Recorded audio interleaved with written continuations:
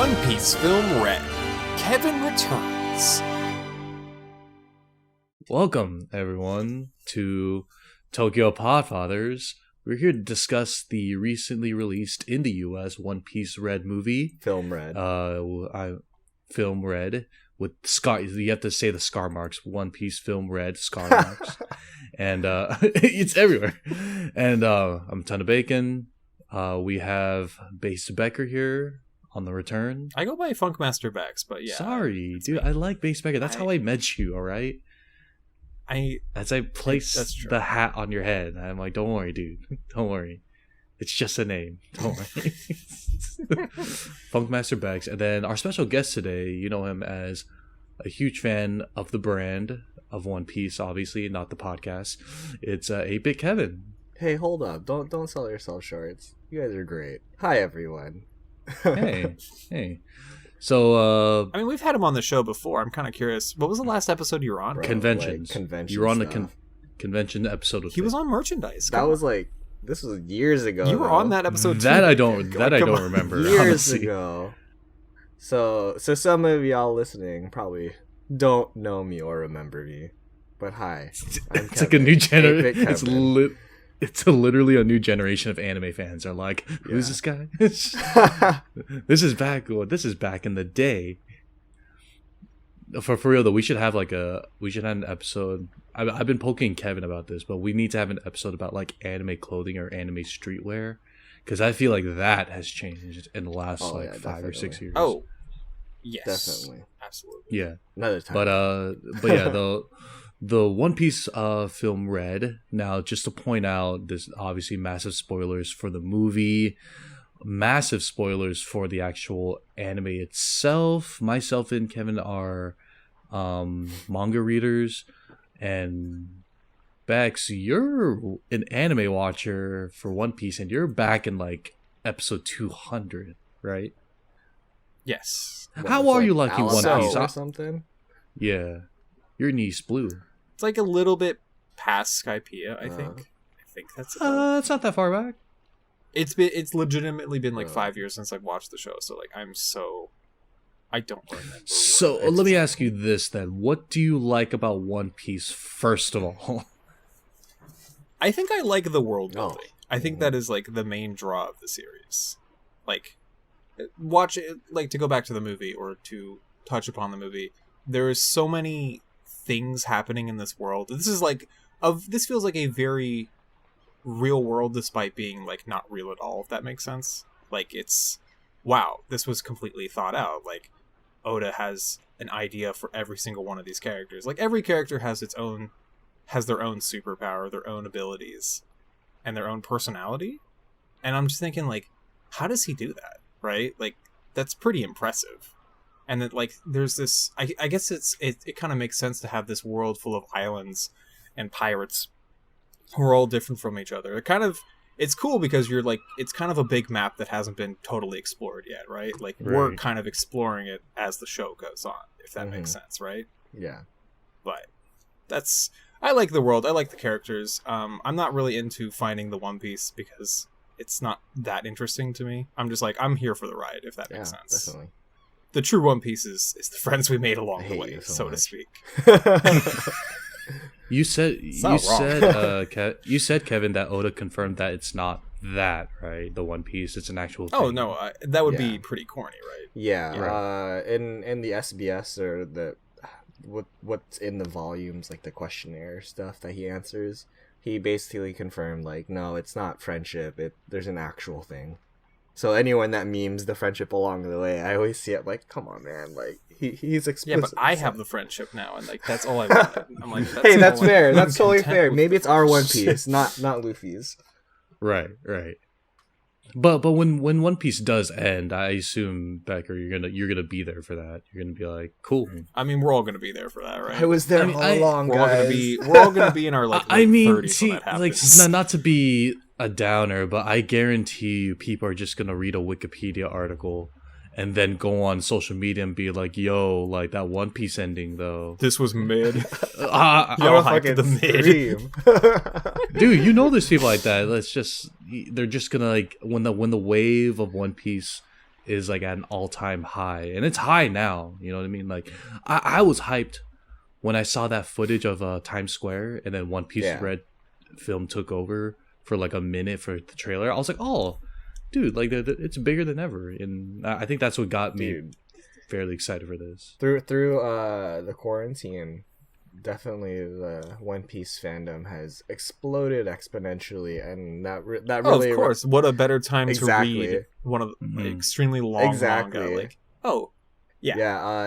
based on the numbers alone, I don't know the numbers off the top of my head from One Piece Film Red's, what they pulled in for its run, it completely blew away Stampede's entire run. Like, I think in the first day, it blew away in the entire Stampede's full run in America, and it just Stampede was great. Stampede was so good. But the fandom definitely was not as big then. Oh yeah, that'll get Stampede's 2019. Yeah, a long time ago. Wow. I remember, one thing that was kind of triggering was when pandemic first hit, and we all know how rough 2020 was. I saw one tweet where this one dude was like, I don't care what y'all say about pandemic being stuck inside and all this time we have in our hands, I'm still not picking up One Piece. And I'm like, all right, that's on you. Yeah, Jesus, that's on you, man. At that point, it's like a hatred for the series because of popularity. Because that guy is built different, but built different in the wrong ways. Yeah. He's just a hateful man. Yeah. These days, anyone that hates on One Piece, if they haven't genuinely tried it, they're just doing it for the memes. And I don't know. I'm just kind of over it now. Like, before it would bother the hell out of me, but now it's just well, dude, that's that's a loss for you. It was a good series. Well, that's the thing. That's exactly my wheelhouse of dude, whenever there's something that's super popular, it's kind of I'm sick of people praising this. I have to say something different for people to get traction. Yeah, try to be contrarian. That's I gotta get that engagement. Yeah, that's literally all of social media is we need to get some engagement up in here, because if everyone's whoring off each other saying, no, I love One Piece, so do I also love One Piece. It's it's a circle jerk, and not the good kind, you know what I mean? Right. But looking at so looking at the movie, because I'm gonna be really fascinated about what you thought about. Oh, before I don't mean to cut you off, Bacon. But I did actually look up its box office. I'm gonna let you finish, but so it did 12 million in America. Okay. But it did 161 million worldwide, which is pretty good for an anime film. That's pretty damn good. Is there anything higher than that right now? I mean, in America, for anime films in general. Films? Oh, I should look. I think number one right now is still Demon Slayer for movies. Well, sorry, Demon Slayer fans dancing right now. You can't touch us. It's you have to think about it. You have to think about it this way for the series as a whole. So there's in America, not speaking anywhere else yet, but in America, basically, the 4Kids dub ruined its localization and kind of ruined any popularity that would have gotten in the beginning. So people had this preconceived notion of what it was based on that alone. And then from there, it didn't really get to build the traction that Dragon Ball or Naruto did because of how poor the dub was and how all the censoring and stuff. So that's why the fan base is so small for the US, and it took a long time for it to grow. But in regards to everywhere else, I would definitely say, because of how long One Piece is, a lot of newer fans to anime or in general just won't. There's such a large hurdle to get to the point to be able to watch Film Red. So things like Demon Slayer, a lot of new anime movies, the hurdle isn't as large. You watch maybe a 12 to 24 episode series, and then you're I'm good to go. I can watch the movie. Yeah, you're in, you know, because I feel and that's why I just tell people to read the manga. That's what my wifey did. She was powering through so much of One Piece, and I kept on hitting her on the head, hurry up, get over here so I could talk to you about it. And then 2 weeks out of Film Red, she picked up the manga, caught up, and she's okay, I'm all caught up now. I'm see, there you go. Because the thing about being a fan of anything, you need to acknowledge the bad side. I get it. One Piece has a few pacing issues. You get 16 minutes of content per episode. I understand. You skip the opening, skip the recap, and then you're back in it, and then look, they're running through the tunnels again, and it's just you kind of get bored, for sure. But that's why I tell people, like, there's no shame in not skipping episodes. There's no shame in going to the manga just because you want to see what happens, content. I know there's some anime series that are more enjoyable to pick up the anime. JoJo's is one I would give as in, like, you get content every episode. One Piece, you get content every episode, but you either get a bite of content or you get like a whole meal, which is what you want to see. Like, Wano is being taken care of very well, but there are times where it's like, what's he doing today? Oh, he's still training. And look, the story progressed. The story progressed a little bit, but then you watch an anime series like Demon Slayer. It's like every episode, 21 minutes of straight, just like things are happening. There's barely any flashbacks. And that's why I think it's different with the next generation of anime watchers. Is it's got to be constant new stuff, just like with social media. You get feed them. Like, here you go. The moment you do a flashback, or there's like a pan second of like, oh, this person's kind of walking while giving like a fat thing of exposition. It's like, well, they tune out and they're like, this is trash. This is slow, as they would say. Yeah. I mean, with the whole like new generation, I don't even know if I can keep saying new generation. With the modern era, I don't know what to call them. Well, not necessarily fans, but like just modern anime. Right.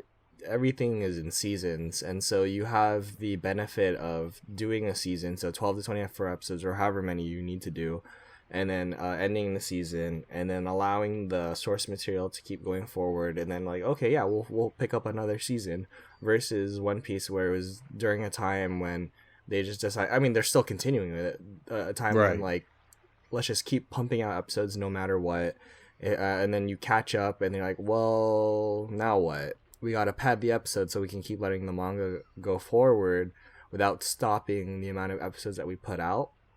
Granted, these days, like with Wano, like you were mentioning, Wano has had a lot of padding, but it's good padding in a sense that they fill out some more of the fights, allow for the fights to be a spectacle and just really flesh those out, versus before where you're not running for maybe like 2 whole minutes or a really long still of someone's face while someone's talking. But yeah, it kind of loses out to that. So like with Bleach coming back, Bleach was also in that same era where they had filler arcs, but now because the manga is done, it has the benefit of being able to put out seasons for Thousand Year Blood War. So that's kind of a testament to that, right? Like the fact that it'll benefit from being able to just take its time and not have to worry about putting any filler or padding to fill out time and to allow the manga to go forward. I'd be cool with just One Piece being less active in the anime part of it by just releasing an episode once every 2 weeks or once a month kind of deal, because I get that the whole I get that little race between manga and anime. So I don't want it to sound like, oh, you're wasting my time, just give me content. But it's like, if you're trying to wait for the manga to get away, do what other anime series have done and just go, hey, anime's taking a break, go watch something else because we're good at that. We'll be back on this date, have fun. And then when we come back, dude, it's an episode of like, holy crap. Yeah, I totally agree. But at this point, I feel like they're kind of just like, well, we're here already. We're it's doing the formula. This. We're just gonna keep going with it. We can't stop now. Yeah, we can't stop, and it's our thing. Like, you want us to change our standard system right now at this point of the game. You guys are gonna watch regardless, and it's kind of like, yeah, we're gonna watch this regardless. Sorry, and so we're not ones to tell them how to run this game, kind of deal. So Becker, what we're telling you is to just read the series. No, Bacon's wife has told me this. Yeah. Actually, when we met up at KomoriCon, she told me straight up, like, you got to read the manga. And I'm like, I know. I trained her well, and now she's the one spreading the good word. And I'm like, good. Have you heard our holy savior, the One Piece? What's that? Monkey D. Luffy. Oh. I think my favorite joke from that is like, this one dude said on Twitter, like, One Piece fans are like the Jehovah's Witnesses of anime, and I'm like, that's dead on. Just knocking on people's doors, like, hey, have you read the good book yet? Yeah, and then like you guys are leaning out the door, like, God, they're here again. They're both wearing straw hats, and white button ups and ties, and you're just like, hey, how you doing? Have you? I tell everyone, good news. The series is this long for a reason. No, so the One Piece lore is speaking of button ups, pretty expansive, actually. Yeah. Well, no. Speaking of button ups, you said, Becker, the reason why you want to catch up to One Piece is because you want to wear that sunflower. The one sunflower that Luffy wears. The Lucy shirt. Oh, Lucy. bro. Yeah, like, you know, I'm a Hawaiian shirt kind of guy, so like I'm like, oh, that just naturally appeals to me, right?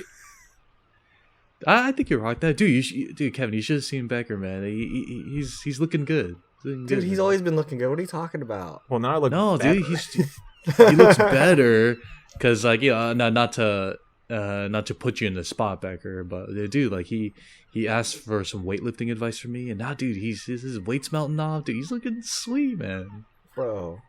Better than ever, and I'm proud of him. So now he's like looking at clothes more, and like that's what happens when you drop weight. You're just like, ooh, yeah, that's the thing. It's like, you can cosplay as Luffy. Yes. Cosplay as Luffy. So, like, get those abs, bro. I know. No, just already. Okay, fine. I don't know if I want to be like, what's the term? Ripped? Yeah, I don't know if I want to be ripped because that's too much. I think. I could picture you ripped. What about like just fit dad bod? Like, could that be a thing? Yo, Jinbei though, fit dad bod. That's Jinbei's a dad. So basically big but strong. Yeah, because you are a working man, so you are pretty strong. Yeah. So we just waking up in the morning working. No, but this whole time I was looking up box office amounts for anime films for the most. Whoever said it was Demon Slayer was right. It is. Yeah, at like 500 million, which is pretty good. I would say that's pretty impressive. But so what do you coin that to? Just overall popularity of the movie? What? Demon Slayer? Yeah, it just hit that wave. Demon Slayer is probably one of the biggest anime to come out in the past. Like, 5 years, it's definitely Ufotable did really good job adapting it, especially the hype with I think it was like episode 19. The series in itself was already gearing up to finish. It just had a lot of things going for it. The whole tone of the series did really well. The fact that it could pace so well, like we were talking about, it has such an easy entry point to come in. I think it just had so many things in its favor that it just did so well. Not saying it's a bad series overall. I think it checks a lot of boxes off for like shonen fans. Yes, it checks a lot of boxes, exactly. Not like, again, I think one of the biggest differences between like One Piece and Demon Slayer is strictly just like the entry point to get into watching like investment, the movies and stuff. The investment to it, like there's not a lot of investment with Demon Slayer that you can just pop it on Netflix and just kind of chill. Like exactly. That's how I watched it. One Piece, and it's just so much. It's one just set story in Demon Slayer. Like, here's a tragedy, a vengeance, and then here's how that happens. One Piece, it is a story of like exploration, and it does get kind of overwhelming because like it's a big world. What Becker there, said. Let me tell you. Not to mention we're not that, even like, done with it. I feel like with more modern stuff, like the hook to get someone into a series is basically at the beginning versus like older shonen. Battle shonen series like Bleach, Naruto. They'll take like 25 episodes to get it takes time to get to the hook because I feel like the mindset from then and now is so different. Like, I think a lot of the mindset now, this is purely an assumption, is the idea like, okay, you're gonna write this series and we need to hook you in so that we can make an anime that hooks people in at the beginning, considering the 12 to 24 episodes kind of rule thing that they do now with cores versus like One Piece, Bleach, Naruto, where I don't think they did that in mind. They didn't even think about making an animated series for them. It's just write this series. Yeah, and that's what I was saying for a while now. It's that's why I like to say that's how Attack on Titan from the very beginning got so popular. Oh, it's got that hook hook, line, and sinker. Like Yeah, like you've heard like when within it comes like to the smaller first like series, 20 minutes of the series, you're like, oh, right, I like gotta know what's 12, going like on. if it's a 12 episode or 24 episode anime series, some people used to say like 3 episode rule, give it 3 episodes, and if you don't like it, you're out. And I'm like, dude, you can't even give You can't any apply that to like shonen. Bleach, because Bleach doesn't get like more interesting until they enter the Soul Society, and that's maybe like Yeah. 20s to 30s episodes wise. Right, and that's arguably like one of everyone's like favorite Bleach thing. That's like, when it the comes to one that part series. of Bleach The that's like rescue everyone's arc. like, yo, this rules, yeah. Well, such a good arc, honestly. But I, you go back to Attack on Titan, like look all the hooks in there. You have people getting murdered. You have the main character's mom dying. Not sure if you guys have spoiler. You have like so much going on and so much you want to find out that the episode ends at the blink of an eye. Yeah. If you start any slower than that, people are just like, They're like, why is this good? Like, this sucks. Yeah. I need to be hit in the face. Like, do you already. think that's I wouldn't say like a generational thing, but that's just how media is made now. Is like it has to be kind of, I wouldn't say instant gratification, but like it's not like slow. There's cooked anymore. so It's much kind of like, media to consume now that people need. That's to the be like, thing, is I, like- I need to know that I'm going to be invested sure. in this right away. right? For Yeah, sure. and people have less and less free time than they did like 10 years ago, just in general for a multitude of reasons. So if you're going to spend your time doing anything, you might as well like what you're doing or like what you're consuming, right? So Yeah, or if you know that you do have the time, instead of just wasting your goddamn time watching so many just smaller animated series, just watch One Piece. Just let it consume you. Let or One just Piece read One consume you. Piece. You see, That's- but that's there is a lot of truth to that because, like you said, like, would you rather watch? I can't. I used to be that guy, but do you want to watch everything of this season and everything in this season is mediocre, or do you want to dedicate your time to something else that's a little longer, but it's gonna hit hard and it's gonna be your new thing? well, how do you know it's going to hit hard? Dude, I go strictly off by recommendations. Well, You go off the vibes. You go. Yeah, I go off the vibes, how many people are talking about it. Like, everyone and their mother's talking about Chainsaw Man right now, but I'm just like, yeah, obviously it's good. You heard about I the will manga? instead not watch the series and just look at the fan art. That's Dude, honestly, though, that's literally my life. Well, Yeah. me, I'm a guy that likes to get there late in terms of when Oh, everyone's sure. when everyone's talking about something, I'm just like, let it simmer. And when everyone's done talking about it, I'm like, all right, let's watch this. you gotta Like, let the dust settle, and then you Yeah, can take yeah. it. Then when everyone eats at the table, I come in and eat the scraps. I'm like, this actually was pretty good, even after it's done. Like that's literally how I'm I just work. imagining like Bacon's apartment, and it's just everyone's just done eating, and he's just like slurping up the. He's like sweeping up like the crumbs on the table, and then just, he like, sees eats it.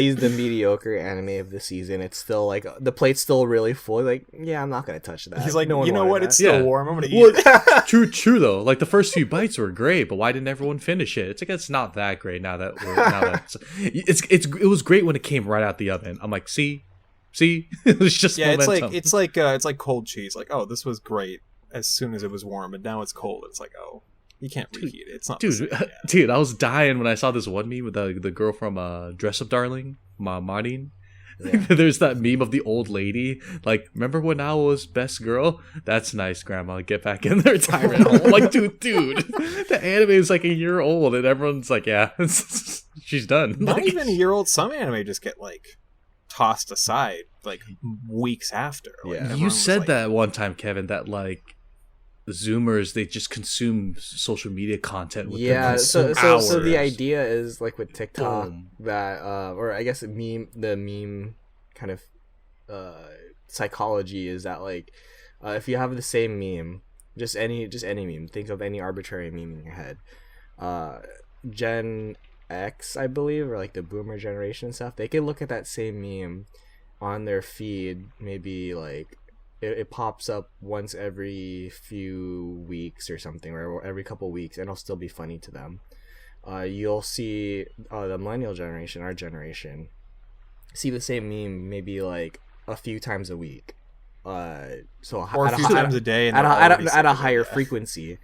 Yes. Than the boomer generation. It'll still be funny to us, but you go to Gen Z and beyond, they'll see the same meme several times a day, like an obscene amount of times a day, and within that same week they'll have seen it far more often than the millennials and the boomers, and they're already done with it because they see it so often. So I guess the same joke will be funny for boomers for a lot longer, millennials for a little bit longer than Gen Z, and then Gen Z, they're just done with it already. Like, it's just, that's how fast media is Like, it's now. old. Like, that's old news. Like, if you say it, like, the next day, they'll be like, ugh.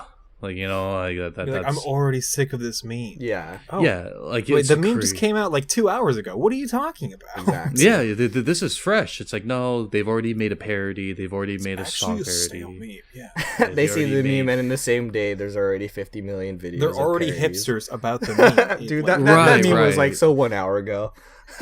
Dude, that's terrifying to me, man. Like, so much happens in 1 hour, and it's kind of like, you need to keep up. Like, keep up? Like, I can't keep up with my own life, man. That's why, to be honest, I'm kind of like, there's a cynical part of me that's a little glad that One Piece is going to be ending in the next few years, because I don't think the next generation will have the attention span to sit down and actually watch it and appreciate it.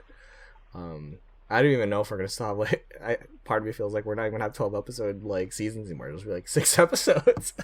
Yeah, 6 episode like OVAs or something, or just movies. It seems like a lot of studios are just going to movies now.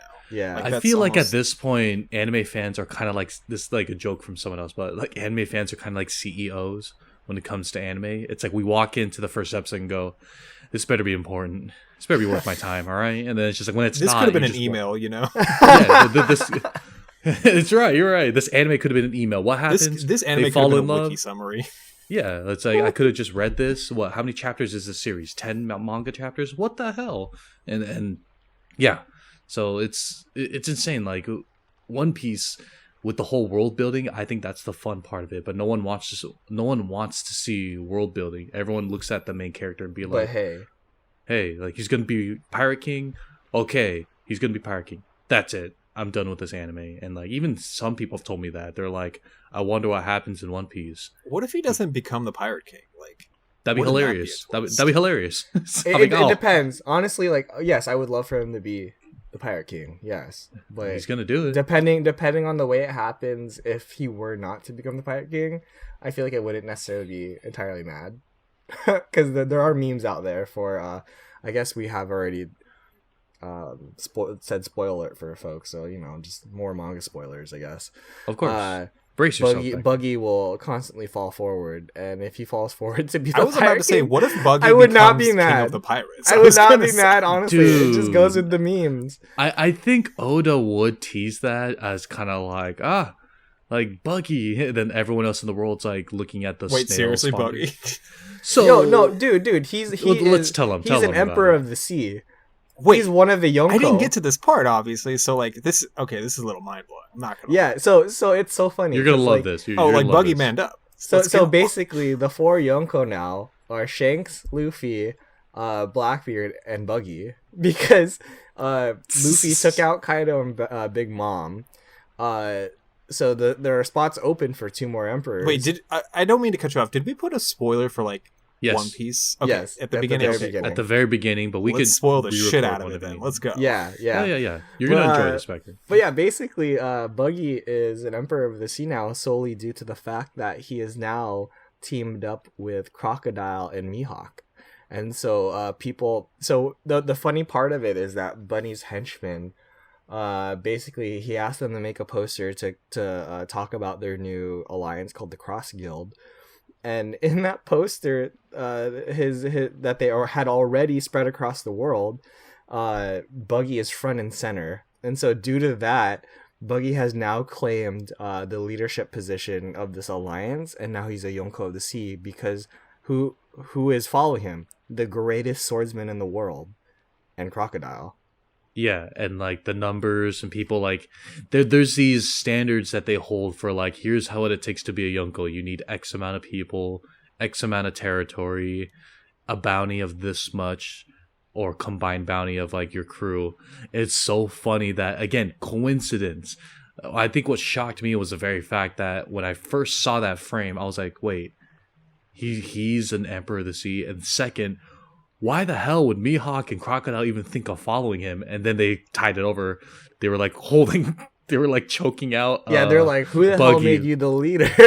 Yeah, we're here because we had an alliance to do this, and now people are painting you as the leader of this guild. And then so they were mad at first, but then they twist it as in like, wait, if they come after us, that takes the heat off of them, though. Yeah, they use him as a scapegoat, and that was the funniest thing ever. Yeah, but I never thought of that. The fact that people are making jokes saying like the Pirate King, it'd be funny if it happened to be Buggy. It become that is very funny, honestly. Yeah, so that's why I'm saying I wouldn't be necessarily mad if Buggy fell so far forward that he became a Pirate King. Like, honestly, that'd be like, hilarious. Like, wait, so Buggy's whole thing is that he just kind of fails upwards. Like, yeah. That's great. He constantly fails upwards. God, I still was shocked when I was looking at that, because the best part of the One Piece consumption of their content is like the world building arcs, and when they're like, hey, this big thing happened in this one arc, but let's see what the rest of the world was doing, and it just blows your mind. Yeah, that came out of nowhere, and I was dying. But the fact that you mentioned that meme, I'm like a little nervous now. I'm like, I kind of am on a believer of that. Well, it's even like what's nice too is the how the world building also ties into the movies. Not necessarily like, so I guess talking about Film Red in this instance. Yeah. Film Red, along with Stampede and... Or not... Was it Stampede? Yeah, Stampede and Strong World. Those movies are all... They have events that are canonical to the story, but the events of the movies that take place, so like the whole movie is not canon, but there are moments in the movie that are canon to the story because Oda couldn't fit them into the main storyline. So we're learning things through the movies. So big examples are like with Strong World, you find out about Shiki and how he was he's a canonical villain in the One Piece story. He's part of the Rocks Pirates. You in Stampede, you find out about that Raftel is not Raftel, it's Laugh-Tail. So you get that reveal of the real name of the island that we're supposed to go to. And then for Film Red, you get introduced to Uta.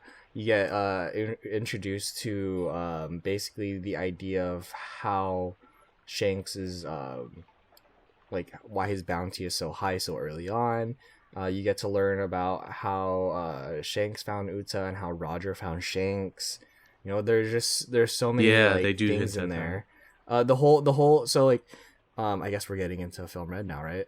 So that's why I'm here. Yeah, so basically Uta's relationship with Luffy is canonical too. So Shanks was bringing Uta to Fuchsia Village as a kid all the time, and so the main reason why I learned this and kind of just it made a lot of sense. So the main reason why, like, when you're watching the series and Luffy's constantly asked like, oh, what person you want to add to our crew, and he says a musician, it's because of Uta. Luffy holds a very special place for a musician on his crew because of Uta. The fact that Uta's impact on him, she was a musician of Shanks' crew. That's why he really wanted a musician on his crew. That's why music is so important, so integral into One Piece. And at first, I like how that all kind of linked together, because I thought he was saying musician because it was the concept of, oh, every successful pirate cruise ship has a musician. But that's not really the case. I'm not sure if there's any confirmation for any other pirate crew that's trying to follow that, because he was like filling in the gaps. He's like, well, I need a muscle person. I need someone who's got marksmanship. I need a navigator. I need a chef. I need a doctor. I need a helmsman, you know. And I thought he was just filling the gaps of like, here's what a pirate crew is. And then when he said, I need a musician, I'm just like, that makes sense. A musician would be nice. I feel like a lot of it is just based on Shanks' crew. Like that's his main like influence in regards to pirates. I mean, me and my brother like to make a joke saying like Shanks, out of all pirate crews, is a legitimate pirate crew kind of deal. Like it's you know, not just their designs or not just the way they hold themselves, but it's what when you think pirate crew, that's them. They pillage, they take, they have a bunch of stuff. They're strong as hell, and even their ship is like the most pirate-like, for lack of a better term, in my opinion. Because I look at all the other pirate ships of the Yonko, I'm like, they all look so character. Like I can't take Big Mom's like they're caricatures of ships.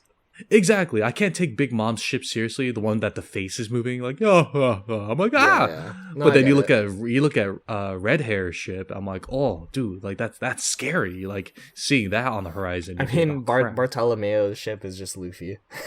Yeah, I can't take that seriously, man. But I get it. Shout out to Bartolomeo though, being in this movie. I was actually super hyped. Yo, he when played I such saw a big him. role in this movie. I loved how he was there. I know, dude. When I was going nuts when I saw him. Like it was actually when the shield thing came up during like the live show. My first thought was, oh, thank God he's here. Like I don't know why. Like for some reason I was just kind of like I didn't really need him to be there, but now that he was making an appearance and actually helping, I was like, man, I feel safe when you're here. You know, that barrier thing is no joke. I'm happy that his appearance in the movie was significant. I hate that we got some significant characters show up in the movie, but they did almost nothing. Like, I'm really mad about CP9. Katakuri. Like, he kind of just showed up. Yeah. Where's my sister? Okay, I'll do an attack. That's about it. Like, I feel like Katakuri could have done so much more. Like, we got a lot of Oven for some reason. Why did we get so much? Who asked for Oven? So that's one thing I want to mention to you. Very interesting mix of characters, and I felt like I discussed this with the wifey, but I feel like on one hand, Oda, because of the amount of characters there are in One Piece, Oda's able to fill in the gaps of what needs to be done within this like situation, right? So going to like, let's say, okay, we need the characters to be able to move to different parts of the island quickly, other than running. Oh look, Door guy from CP9. Like okay, Bluno. And like Bruno. Who asked for more Bluno? God damn. Yeah, and then like Bruno became tiny, and I'm like that was funny. But I was more of a fan of Mini Sunny. That was adorable. Like, but it's like, okay, we got more Bruno, and like he's like, oh look, the doors, like he's able to go through there. So in my mind, I was like, okay, we're gonna get more of freaking Rob Lucci in them, and they barely made an appearance. And I was like, okay, we didn't see any of Kaku or that the nose guy. Yeah, they kind of just showed up. Like Khalifa's whole purpose there was just to show up, report something, and then she kind of just stood there, and that was it. Like, and then at the very end, like 2 seconds of fan service, but it's like, come on. Yeah, we got an unhealthy amount of Oven, unhealthy amount of Brule, but like the Brule thing was like, I could connect the worlds. Brule made more sense though, because Brule played a big part power in Whole Cake. Yeah. Oven kind of technically, but at the same time, Katakuri was the fan favorite. I don't know why you chose to have, like, I feel like the Katakuri Brule dynamic would have been so much fun, but right. I guess I could kind of see like you're gonna include another like heavy hitter in this whole like lineup. I don't know. I think what would have not made sense is the fact that Kataguri would have had trouble with the situation against Uta.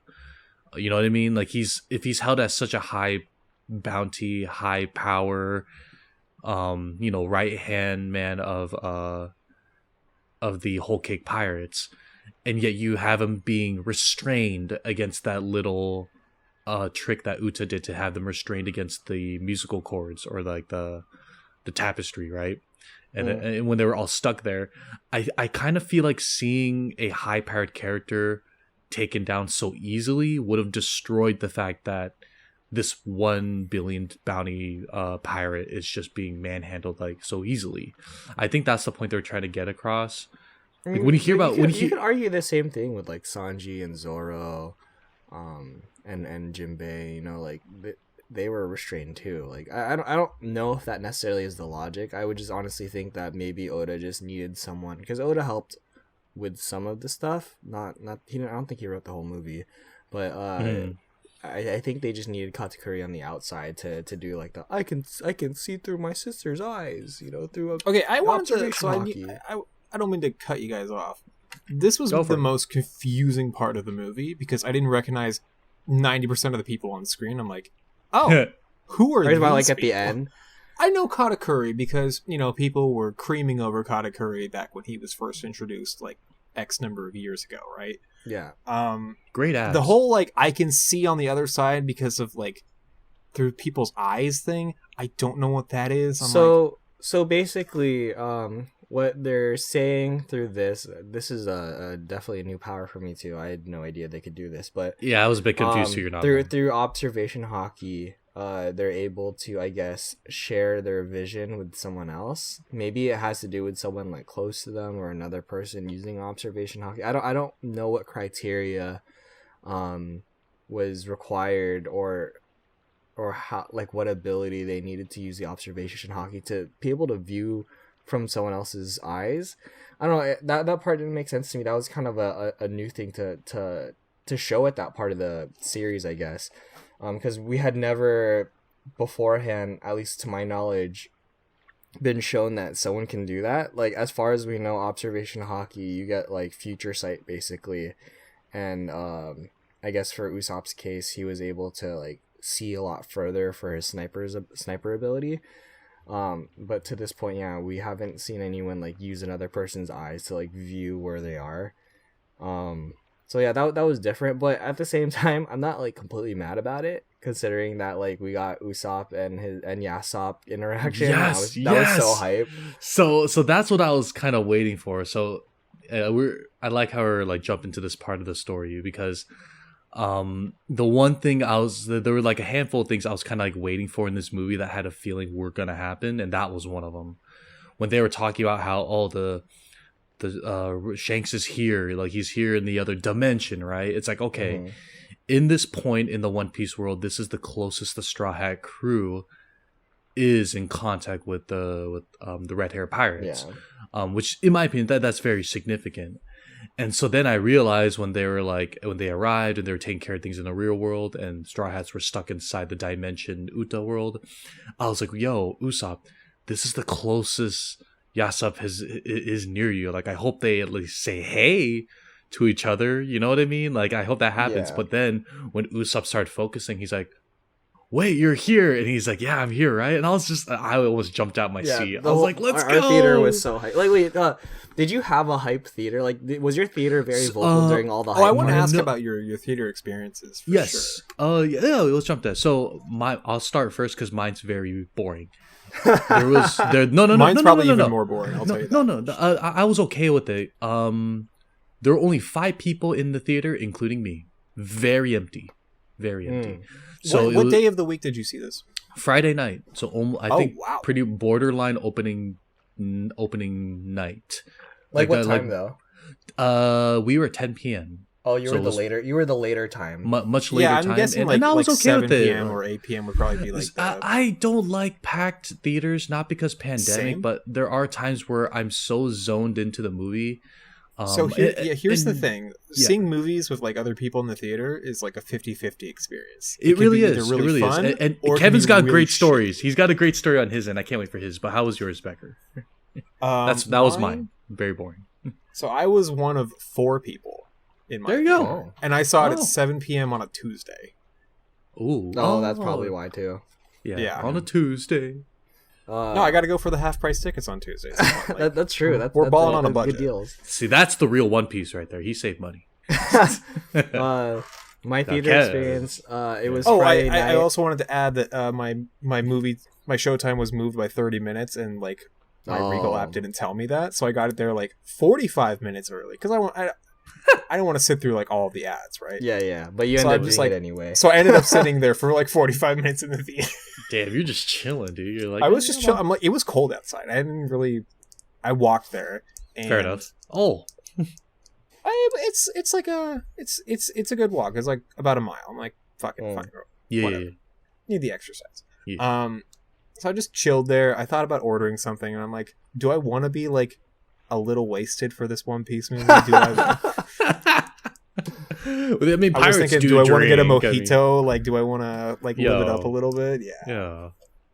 I feel that. No, I went in completely sober, and I was like, okay, fine. I go in sober because like I don't drink, but it's just like I want to focus on this. I don't want to be like sometimes. Imagine blacking out. You see a movie, like it's kind of a fun experience being a little tipsy. I just can't depending on the imagine. movie. I can't imagine blacking out. Just kind of like I didn't see You're not the gonna movie. black out. Whoa! It's not Oh. like you drink one mojito and you're blacked out. Oh, okay. No, sorry. I You're don't. talking I don't to know two the rules. drinkers here, buddy. Like, come on. I don't know the rules. I'm sorry. I'm a straight The edge. Okay. rules. Yeah. But Kevin, tell us about your theater experience because yours I was wanna very, hear very yeah, funny. so my movie theater experience, it was Friday night, 7 p.m. I believe, 7:30. It was an IMAX theater, to give you an idea of how Oh, you large saw it the in theater IMAX? was. Yeah, dude, of course. You got to. What do you think I am? No, yeah. me. IMAX movie, 7:30 p.m. Our theater wasn't like packed, but it was fairly full, and so I was already expecting this going into the movie. I was like, man, someone's gonna do the One Piece meme. I already know it. I'm Wait, what's preparing the One myself. Piece meme? So the One Piece meme, if you don't know it, for those who are listening, probably do know it, is you go like, the One Piece is real, and like, can we get much higher? Like, basically, yeah, it's the Kanye West meme that I was telling you about. it's okay. it's That's why I was Whitebeard saying that the One Piece is real. But in the video, Whitebeard's just naked, his dick's out. But I don't know why. I don't know why. It's Okay. massive. But too. anyway, so there's that meme, right? And I was preparing myself to go in, or I prepare myself for that to happen when I go in. And so I was sitting there with Minerva, and we were just waiting. And then I think it was like 5 minutes before the movie started, and someone yells out, "The One Piece is real!" I was like, okay, the movie didn't start yet. That's fine. And there were some laughs. And then the thing that annoyed me the most for this part of the experience is like the movie literally just started. It's starting to do like the opening exposition, right? Yeah, it gets dark and, it gets dark and the movie starting. Everyone's like in the mindset to watch it. Someone else tries to do it. They're like, the One Piece is real, and like no one laughs because everyone's like, dude, like the movie's starting. What are you doing? Shut up. Yeah, basically he got no laughs from that, so I was like pretty happy about him not getting laughs, but I was annoyed that like the movie started, man. Like, come on, like everyone here is trying to like watch the movie. You did it the wrong time. If you did it before, sure, why not? But anyway, during my movie theater experience in general, though, amazing experience. Like all the hype moments, like you had everyone screaming and shouting and going hype. Like, to give some comparison, when I watched Stampede in theaters the first time, when they do the hockey clash between Douglas Bullet and Luffy, everyone jumped out of their seats. In this movie, during all the hype moments, you get like Usopp and his dad, you get Shanks' hockey blast, and again, massive spoilers, Luffy's Gear 5 subtle show up.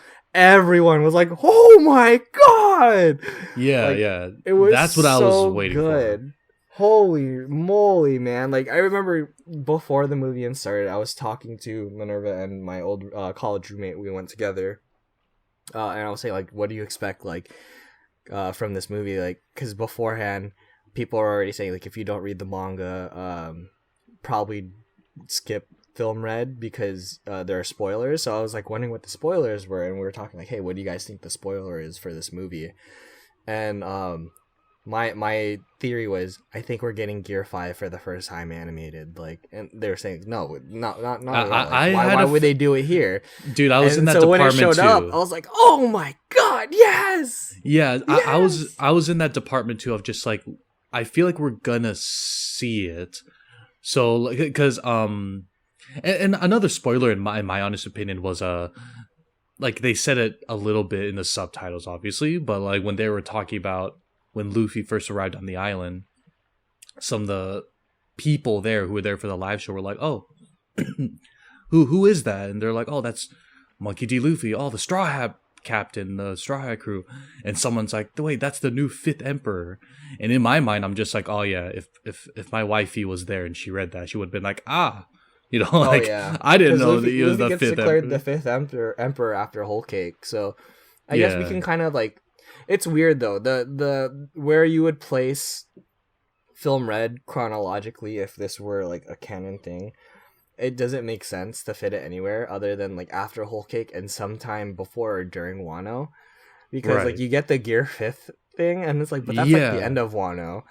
Exactly. And like, Joy, there's Joy certain Boy. conditions for which Luffy has to unlock that. Um, and then you get like the Fifth Emperor thing. Big Mom is still there. It's like, where is Yeah. this in the story? Right. It was almost like a literal side story of like Yeah, before they it's were total. It was going total to fan Wano. service to show Gear 5. Total fan Right. service. Yeah, and that's what I was kind of like. I was holding my wife's hand really tightly during the hype moments when Usopp and Yasop were communicating, and then when they were doing their attacks, I was like, okay, he started Gear 3. He's not ending there. And then Gear 4, Snake Man. I'm like, okay, he's not ending Gear 4 because Shanks hasn't even fully unleashed yet. Like, because they kept on hyping it up, saying, hey, they need to attack at their most powerful attacks at the same time. And I'm like, Yeah. so he's gonna end on Snake Man? No way. Yeah. And then finally, when it shows Shanks and Luffy side you by see side, the flash of white. you see a white hair, and you see like the weird smile, and I was like, there it is, and I like shook in my seat. I was like, ah! Yeah, and then you get the pan out, and then you just see Gear 5 from the back. And you're like, oh my god! I know, oh yeah, my god! yeah. I was very happy at that moment. I was like, I knew it. They gave just a good like it wasn't the whole thing of Gear 5, obviously from what we've seen in the manga. It was just enough to be like, yeah, we know what he's capable of, and this is just like a snippet of what you're gonna get. Yeah. So it was perfectly well done. I would have been very upset if he announced it, stood there, and it's kind of like, yeah, here it is. It's like, oh, that's how we're gonna present it in a Yeah. movie. Like, Yeah, you I gotta like the sit. subtlety of it. Yeah. But it was so subtle though that You could have I've missed had- it. yeah, you could have missed it. I've heard some people like watch it, and I had a friend watch it with her boyfriend, and she said like, I didn't just see that, right? Like I didn't just like make that up in my mind. I was like, no, it was there, because she was saying that her boyfriend didn't even notice. I was like, oh, interesting. Was her boyfriend a manga reader? Like, what's their I content? I don't know that, but it's just the fact that like it was subtle enough that like if you weren't quite paying attention, like you could have missed it. Fair enough. But, Okay, no, but yeah, that I'm was. gonna be honest. I have no idea what you guys are talking. That's good. If It you did its wanna job. spoil No, I'm, that's like, yourself- I'm aware that Luffy has this thing called gears, but I Oh, don't okay. know So what that is. I guess we gotta back up a bit. So okay, Jesus. during Water 7, during Ennie's lobby, Luffy has he does an upgraded kind of form / attack called Gear Second. That's when he like pumps the blood in his body to allow him to move faster, and so his skin tone turns a bit pinkish, and he starts steaming. That's because his blood's circulating faster and whatever, and so he gets to do things like jet pistol, jet bazooka. It's just it's a faster form. And then Gear he's super 3 fast and strong. That's it. Yeah, Gear 3 is his Gigant form, so like Gigant pistol and whatnot. So like just like he does bone balloons basically.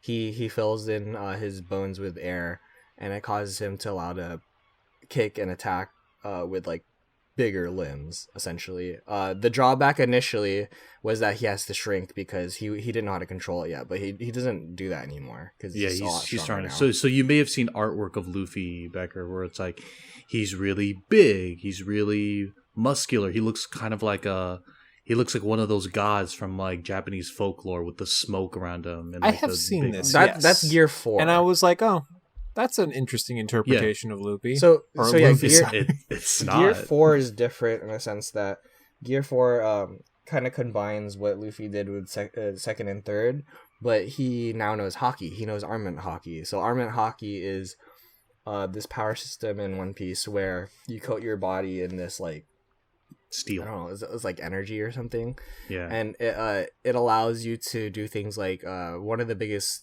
issues Luffy had early on was that when he was fighting like if you fight someone like Ace, or if you fight someone like Enel, who are Logia types, who basically they embody an element, or like Crocodile, you can't actually like touch them because they are an element. They embody the element. They can move their form at will. But with Armament Haki, you can now touch these characters. You can overpower this ability and hit them.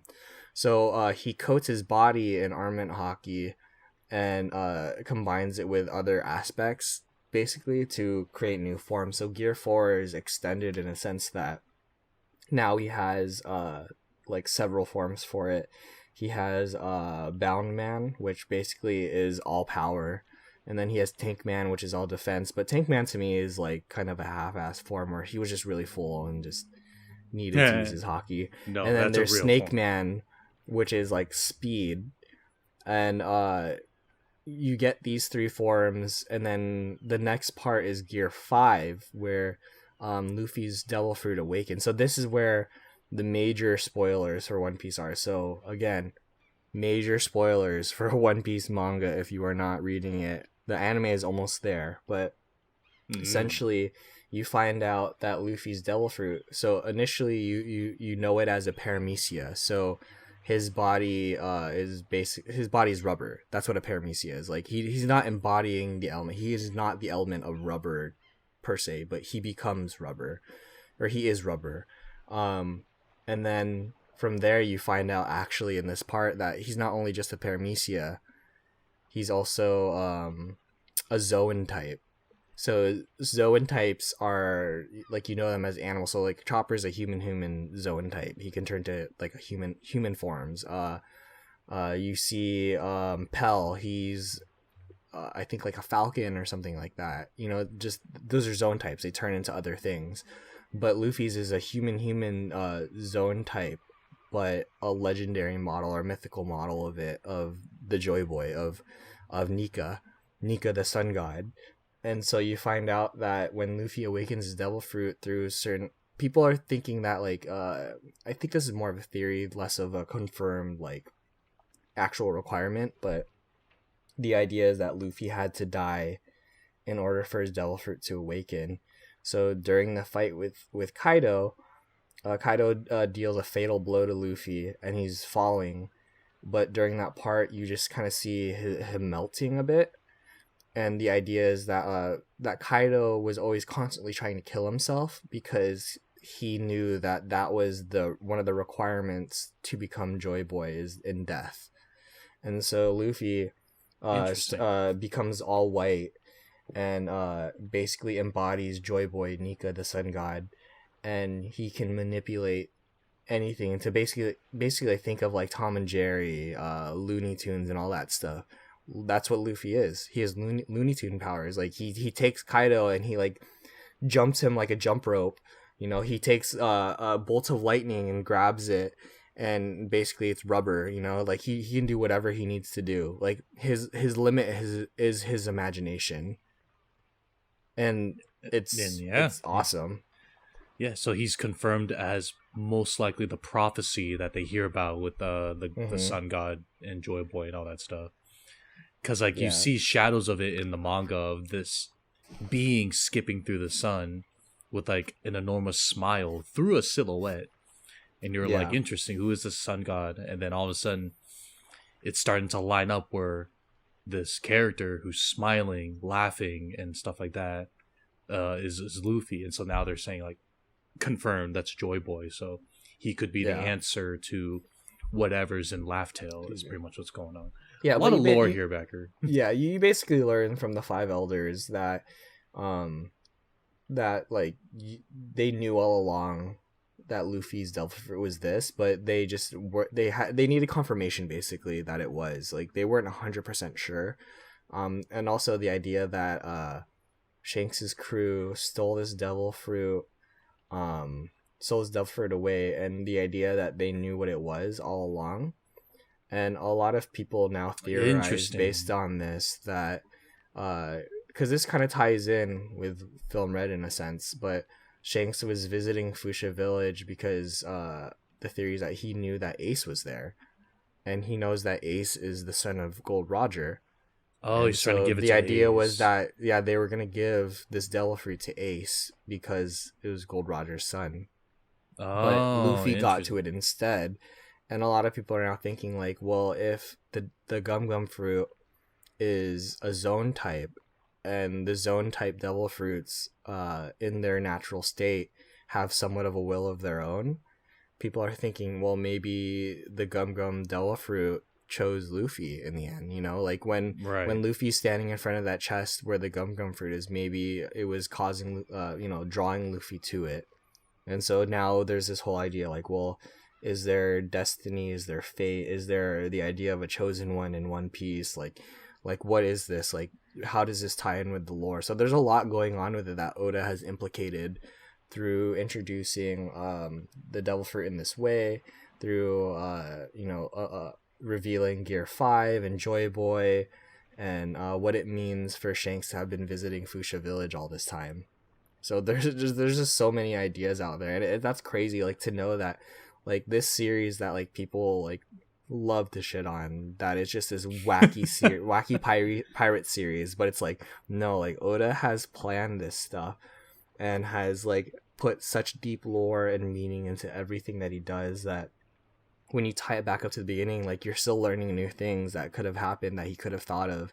Yeah, maybe a lot of these are crackpot theories, but something has to stick. Like based on solely what's been happening in One Piece, like it would make sense that some of these crackpot theories might be real. You know, but aren't there too many theories where Oda's kind of like, I'm gonna change it a bit. You guys are getting a little too uppity. Like we've shot ourselves in the foot a few times. He's only vocally said that if he saw that someone were able to perfectly guess what the ending for One Piece was, he wouldn't mind changing it just to throw people off. But I honestly think that it's been so long now that he already has the ending in sight, that he's probably not going to change it. I mean, regardless of if anyone ever like actually guesses what the ending is going to be like, no one's going to know for sure until it happens, you know? Right. Okay. Because it's that whole thing with the next Straw Hat joining the crew and all that stuff. Oh, that's a different argument and discussion for another day. The one thing, going back to it, the movie itself, the one thing I really want to discuss that's got me hyped up is the music. Who here has been listening to music constantly? Goodness, dude, I've been listening to it like fairly often. It's such Ado every day Otto? For me. Otto. I say Otto. She has such a strong voice. Like it's she's got amazing range. Do you feel she has such good range. Like, okay, no offense to I also watch One Piece. First of all, idol culture here. Like, glad I'm here to get things going. But go on. Well, I also watch One Piece dub, and that's just a whole nother argument for a different day. Anyway, watch One Piece dub. It's good. The movie dub had Amelie as Uta. And, really? I should say I did watch the movie in English. Yeah, so Amelie was the English dub voice actress for Uta. I would like to add something. She didn't get to sing the songs. Right, that's the thing, is like all the songs were in Japanese, but so I'm going into that where she is now doing covers for those songs and posting them on her social media, like her YouTube and Spotify and whatnot. And so the thing with Otto is that her voice is so strong, she has such great range. Amelie does fairly well in that regard, where I think most of the two songs that she has covered so far, New Genesis and Top Musica, she does really well. But no offense to Amelie fans, like she did great. Like I'm saying I still like the songs. But no offense to her that she can't hit some notes that Otto can. Like you can hear in some of the moments of the songs where Otto has a really, really strong voice or really high range, they have to auto-tune for Amelie. So what I'm trying to say is that if the English dub did dub the songs the way that she's covering them now, I wouldn't be angry about it. I actually would have enjoyed it. However, I can see why they didn't do it, because Otto's voice is so strong, has such great range, dude. Like the types of songs that she sings, dude, like they fit so well.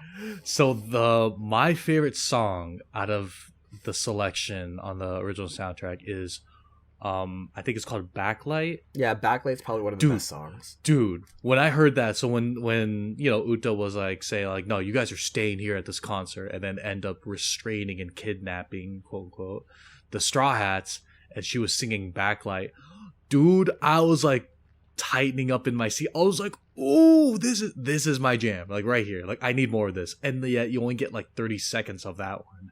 You only get like a snippet, and all the rest of the other ones are pretty like stretched out a bit. Like you get like a good like minute and a half of music. And so when I looked up that song the day after, dude, I was like, this is my new workout song. Like it pumps me up. It's got that really strong, like almost raspy voice when she's like getting into each riff. I arguably like my favorite song out of the entire series. Yeah, I like, think I was going nuts. I have like a top 3. So Yeah, I liked New Listen to all of them. Genesis. So New Genesis is the main song. Mhm. I loved Backlight. I also love Fleeting Lullaby. Fleeting Lullaby was probably my other favorite because Fleeting Lullaby and Backlight have similar tone and similar like range for Ado. But those are my top 3. Like I listen to those ones constantly. Like the other ones are good. Same. They're still enjoyable to listen to. But did you listen to? Do you like Uta's version of Binks Brew? Bing Sake. Yeah. I like and I don't like it. Yeah, I like the majority of it, but I'm kind of on agreement with a lot of other people where her belting out the yo ho ho yo ho ho ho, that part, it's a little too much. It's a little too much. Right. That's how I was feeling too. When I first heard it, I was like, okay, this is a good thing for the One Piece franchise. Obviously, we need another version where it's not someone made a good point saying like, finally a version of this song where it's not everyone talking in the background. Like, I just want to hear the song. And then other people are saying like, they need Brook to do a duet with her, and I'm just like, I just want Brook to sing it himself because. Speaking of Brook though, yeah. Brook was completely underutilized in this movie. I think a lot of people agree. It's a music. It's a music movie. Brook is a musician. The whole movie had to deal with like souls and stuff. Brook is the soul king. Like Brook was completely underutilized. Oh my god. The only thing he did was help everyone escape from the tapestry of like, sing this note, Brook, because you're the singer. Oh look, we're out. And I was like, that's it. That's all he gets. Dude, so like, underutilized. Yeah, like, dude, hell, even that freaking Celestial Dragon arguably got just as much screen time as him. I'm like, what the hell? Why is he here? Like, the most hated character in One Piece. He shows up. I'm like, that was really random.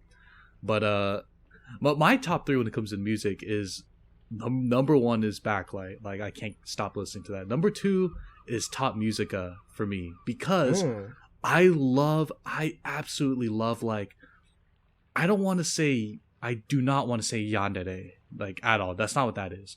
But I like seeing madness within a character. Like, have you seen the music videos of, like, Top Musica? I like seeing that crazy-eyed look that Uta had when she was you're into like, crazy eyes, man. I like crazy eyes. I'm a fan of Higurashi, you know? But, like, some people would say, oh, you're into yandere. I don't like that. I just like it when, like, a character is, like, goes, like, insane to where it's like, now all of it burns, and like Uta kind of like reached that point in the movie.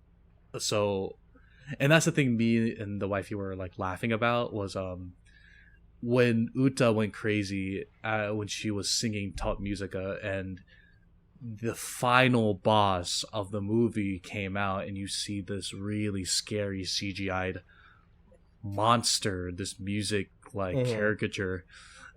We were giggling to ourselves because it was like, hey, look, it's the enemy from Madoka Magica, Walpurga Snot. Yeah, we were thinking about that too. We were thinking it was a very Madoka enemy. Yeah, and I was just like, she doesn't like that anime, but me, I was a fan. I was like, yeah, it's so insane looking. It's like, what is this thing? Like, how do we fight it? And so, but along with that, the Top Musica is arguably like a close like first, but it's a second for me on my top 3. And then number 3 is New Genesis as well. And with the music in mind, like obviously a big idol influence in the movie.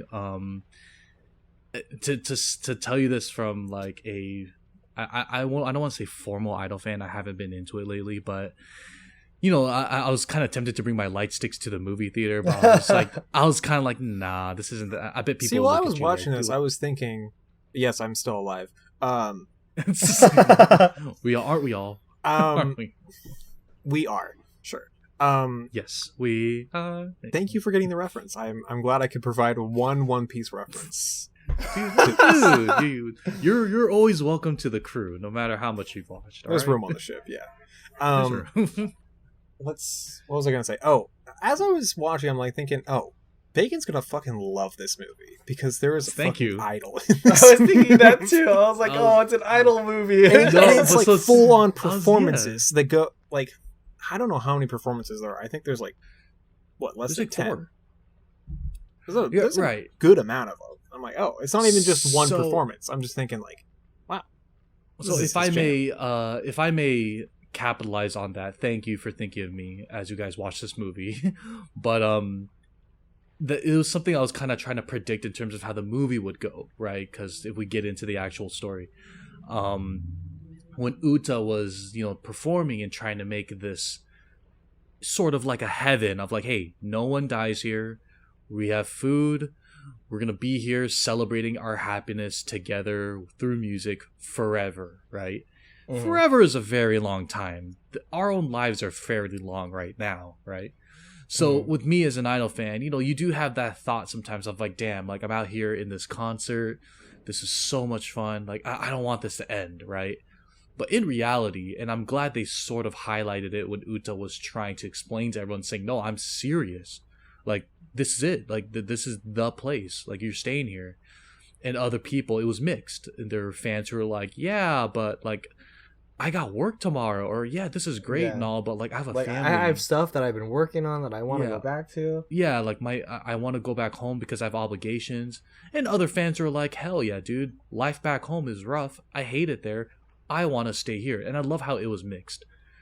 I love that concept because, like, it's not like that dream of being like, yeah, we're to be here forever, dude. That's that's pretty scary. It's like, wait, we're just gonna listen here and like listen to your music all day. And on top of that, I was predicting that she was gonna like weaponize all her fans. So I had that fear in my head at the beginning when things were starting to seep in as kind of like, Uta's kind of out of her goddamn mind.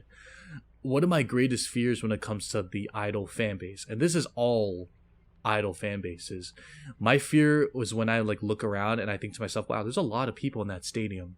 Imagine if they were just like mobilizing us in terms of just like taking down, not like fighting, but like, dude, you could say whatever you want and we'll probably agree with you. If you say something like, you see that other opposing rival idol, F up her fans and start beating them up, we'll probably do it. The loyalty and just the energy of the concert.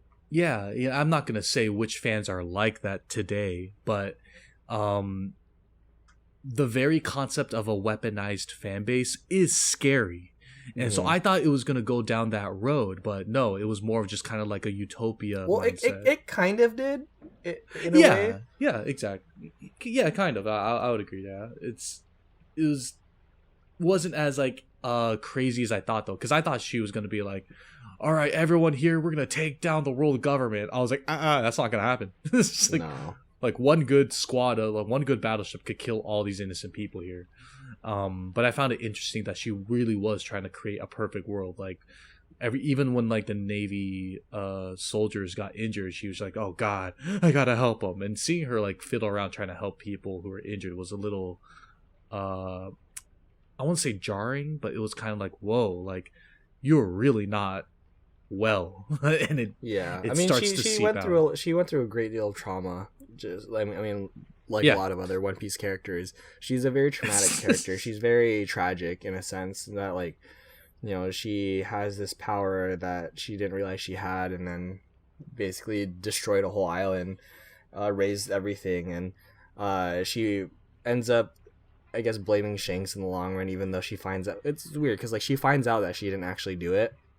I mean that she did it. But she did do it, and Shanks didn't actually do it. That? Yeah, exactly. And so it's like what was the point of all of this? So that's kind of where my confusion is. But I guess she was just so traumatized at the idea of Shanks doing this stuff. I don't know, that she had to create some sort of utopia for these people. But I feel like just in general, the lesson here is like even in a utopia where you think everything is perfect, like they're the beauties and the imperfections of things. Like, you want to still be able to do things. You still want to be able to work. Like there's nothing wrong with that stuff.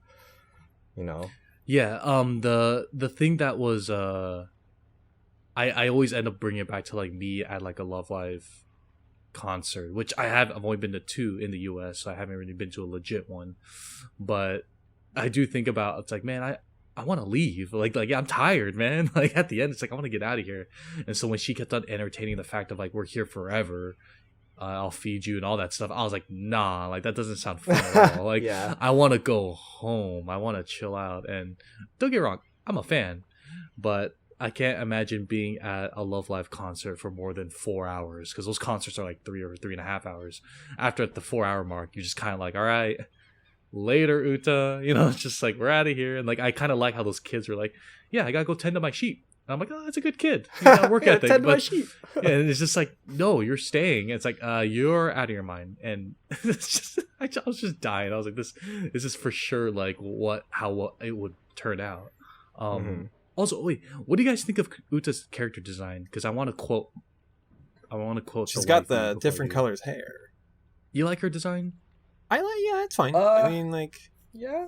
I mean, I can't really comment on it otherwise. There is the idea that I don't know.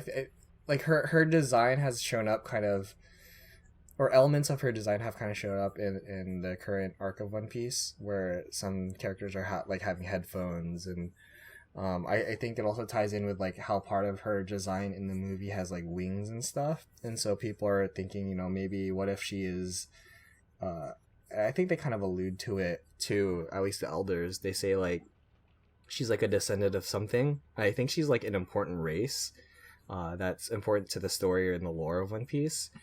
It's like so the same. I think part of her design alludes to that, but otherwise, like just out of purely like surface level, I like the design a lot. I think it's very cute. In the words of my wife, she said she looks like a chicken, and she just couldn't stop saying that on the drive home. She was like, she looks like so much like a chicken, the red and the white. I'm like, really? He's like, yeah. And then I don't see it. I'm just quoting her. And second, she really didn't like her magical transformation gold armor. I love that part. I was like, dude, transformation scene in an idol show? Yes, please. And then like she had like the gold armor, which we never saw again. And then she was like, oh my gosh, she looks even more like a chicken now because of her tiny head. And I was like, you're taking this too far. I think you're just hungry. But it was... You need to rethink this marriage. I don't know. No. I'm just kidding. I'm not going into that. I'm already regretting. I'm joking. Okay, if we were I know we're kind of like gushing at this point. Shout out to the Gold Roger Loketown scene with Luffy and like when he was confronting Uta. Do you remember that part? When she like restrained Luffy, and then all of a sudden you see her soldiers do the sword thing, what they did to Roger. I was like, oh, that's the future. Oh, man. yeah, no, that is the one thing I'm like, I did the, what's that Leo DiCaprio pointing meme? I was like, oh, that's the thing. I know what that means. that was me too. I was just like, hey, I know that. That's fan service. And I'm like, that felt tasteful. I'll say that much. I like that. You just picture like the Bart Simpson classroom meme. Like, say it. My fortune's yours to the take. Yeah. But Luffy never said it. I was like, yeah. That was hype. Also, in the grand scheme of things, this is kind of tying in with current events of One Piece, in the manga. Yeah. Go for it. So we're kind of learning about the Void Century now, or at least getting hints about what's going on from the Void Century. And so, what's that? In the Void Century, I guess they were a highly advanced society. They had technology and stuff. So we see like this robot, whatever, in the series right now, and we're learning that all this technology was very important. Tying this back into Film Red, when you go into I forgot what the island's called, Elegia, I think.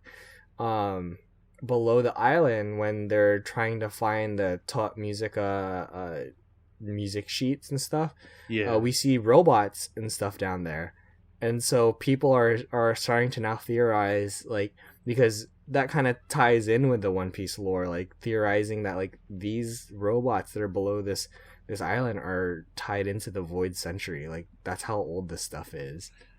And that's crazy. Like you don't realize, you kind of just like think like, oh, this is weird. There's just like these robots in this movie, but the idea that they're actually like a hint towards like potentially unveiling more about what the Void Century is, Right. and how they're related to that. And I think that's pretty cool. Like, if that was intentional to time it basically with the events of the manga, which doesn't surprise me if it was, but I think it's dope that we could do that, and kind of just like people overlook it for the most part until they kind of connect the dots.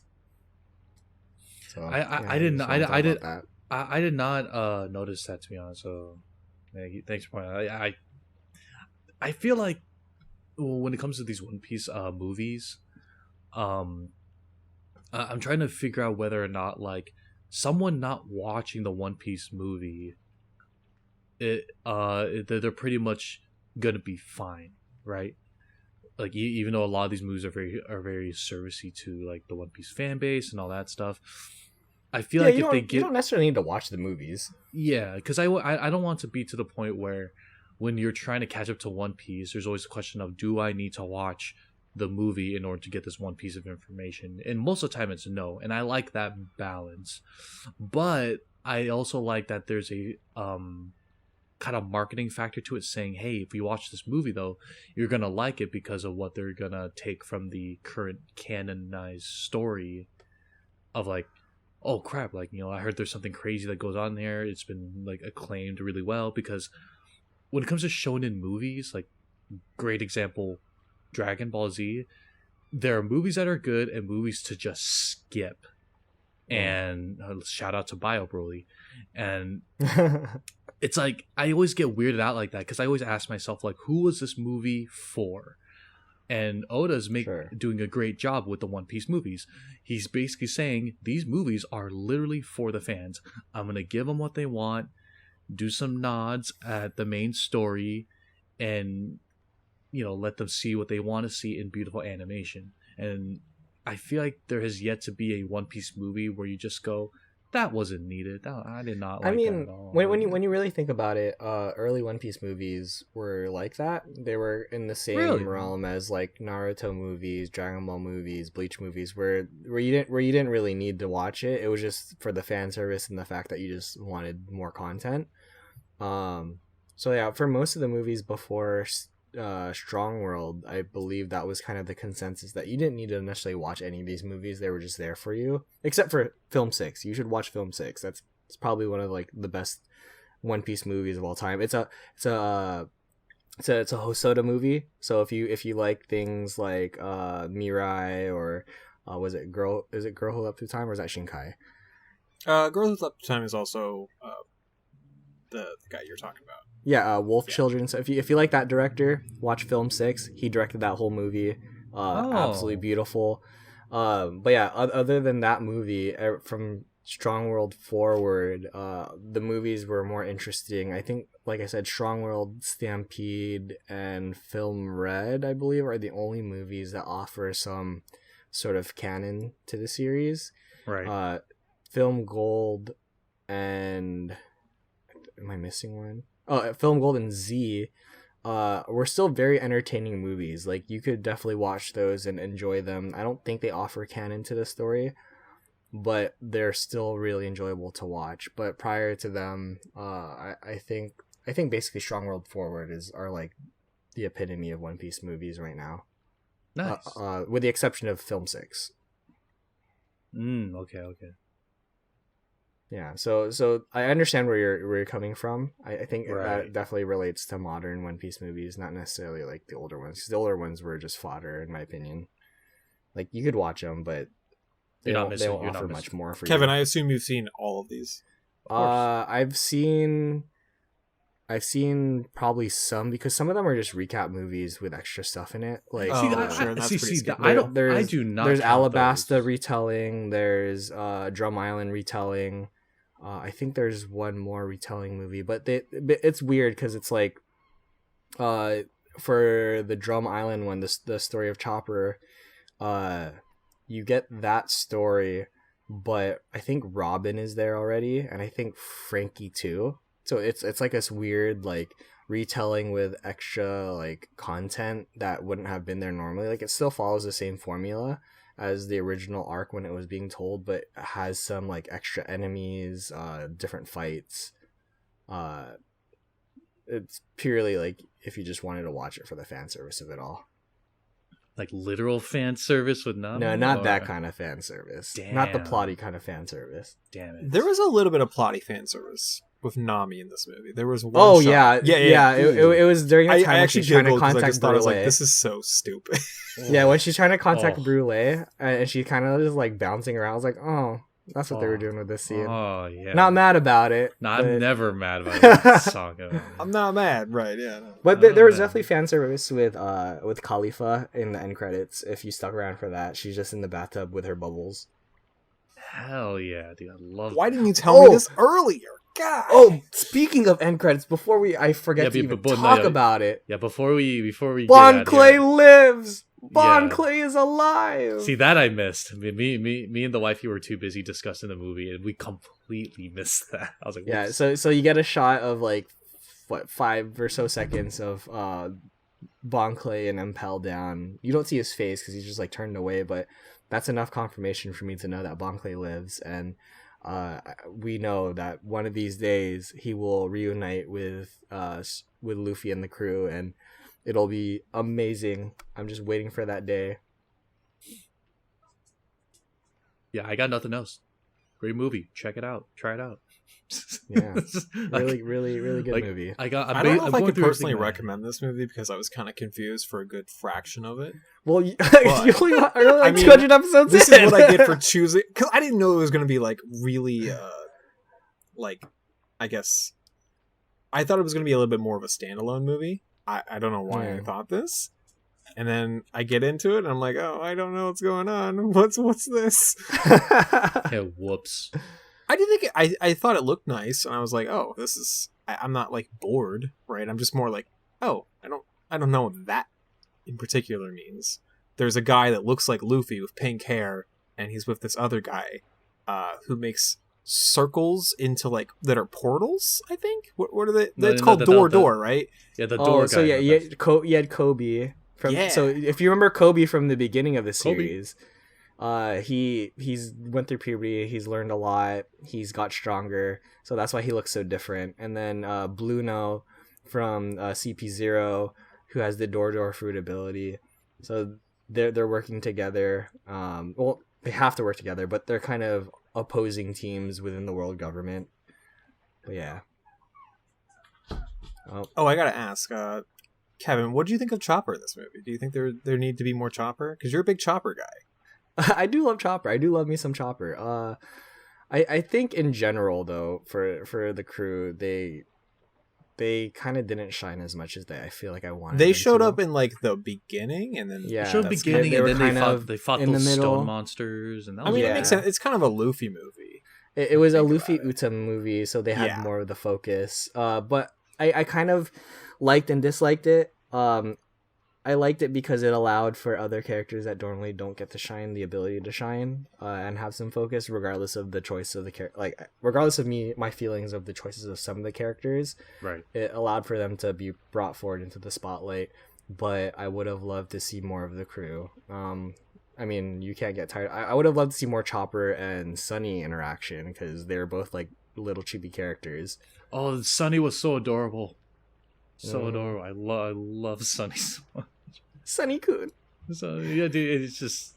And then I like at the end when Luffy was sitting on the front of Sunny's head, he's like patting him, like Sunny. Yeah. Oh, also, we can never get enough of Beppo. Beppo's such a good boy. Oh, Beppel's my boy, dude. Beppel was like, "Oh, Law, you're an Idol fan? No, I'm here for him. I'm a Like, chaperone. I'm a chaperone for him." And it's like, "Bah, bah, bah, bah," like the whole thing that he was wearing. And then every time they're trying to do exposition, Oh yeah, I remember that little guy. It was funny. I liked they were that. trying to do exposition, and every time they're trying to explain how dark this story was, it kept on going off like, "Bah, bah, bah, bah, sorry, bah, bah, bah, bah, sorry." It's like Beppo. And It's a good bit, yeah. I was Freaking crying. love Beppo. I know, yeah. So that was but Beppo is like literally my spirit animal. It's Quite literally. quite literally just like, God, can't you be quiet and not have that idle stuff? But shout out to Trafalgar Law and his crew, man. Like he's He's got arguably the coolest crew because he's got a yellow submarine. That might be a reference to something. Maybe. Yeah, I got nothing else. Yeah, if you guys got nothing else for me either, I got nothing else. Yeah, Becker, overall, look, final scores. Final scores for the movie. I don't score movies. Yeah. Oh, you don't? Okay, sorry. Oh, I would say I liked it. The parts that I got, I mean, It's pretty good. Liked it. 7 out of 10. Pretty good. Yeah. Okay. I wouldn't say it's a waste of time. Other people that I've talked to that like One Piece that have seen the movie also like the movie, so like there's that. Seems like people do like it. Yeah, if I had to give it a score, it's probably somewhere around an 8 or a 9 out of 10. Okay.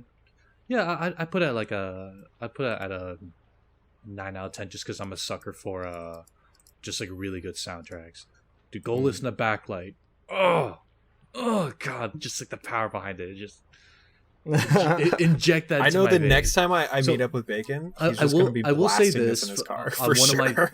In terms of just like the future though, like Otto, like you guys should listen to her like early stuff. Not much. It's like 5 songs. Like she started in 2020 and she's like 17. I think she's fairly young.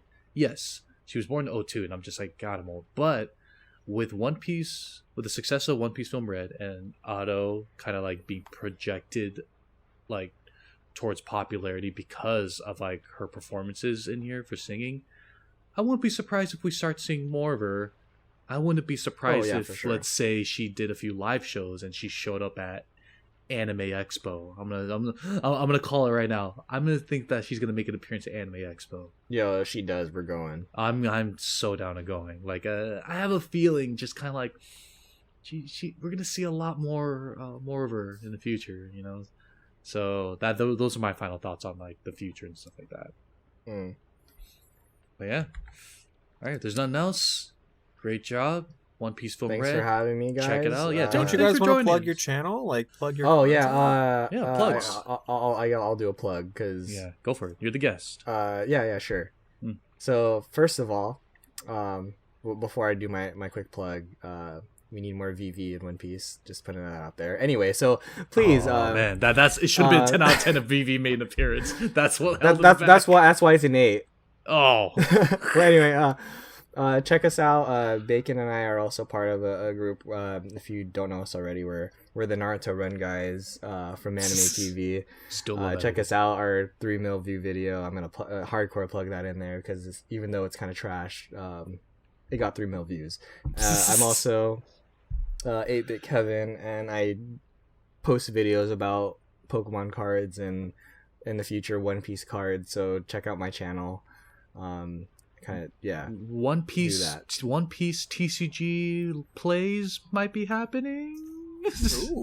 We'll see. I'm gonna play, but I don't know what kind of stuff I'll put on the channel quite yet. Okay. Because I just started studying it, so just throwing it out there. Like, yeah, definitely. Please, if you're interested in that kind of stuff, I also do like some toy opening stuff. So yeah, check me out. My vibe is hang out with me while I open things. Put me on in the background. You don't necessarily have to watch me, but if you're into that kind of stuff. You see, when I hang out with them in real life, I also put them in the background. Like, I'm not listening. I'm just... But we also have a podcast, Bacon Bits Podcast. That's right. Yeah. So we're trying to get back after it. You know, like we have new content incoming. Just sit tight. We're very busy. It's the holiday season, so sit tight. Yeah.